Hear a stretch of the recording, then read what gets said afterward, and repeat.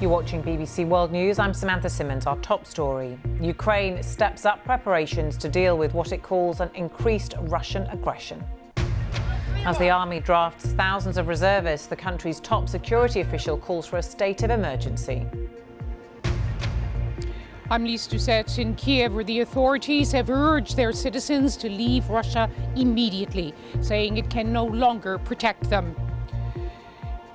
In Moscow, President Putin marks a public holiday honoring the armed forces by underlining his red lines in this crisis. Our country is always open for direct and honest dialogue for the search of diplomatic solutions to the most complex problems. But I repeat, the interests of Russia, the security of our citizens are non-negotiable for us. More countries, including Japan and Australia, announced sanctions against Moscow, with the EU preparing to publish a first package later today. In the UK, the Foreign Secretary defends the speed and scale of British sanctions against Russia after criticism they don't go far enough.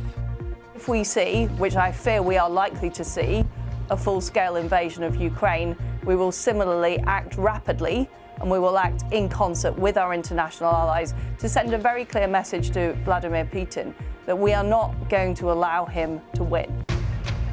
Joe Biden abandons plans for a summit with Mr. Putin after Moscow recognised 2 areas of eastern Ukraine controlled by Russian-backed separatists.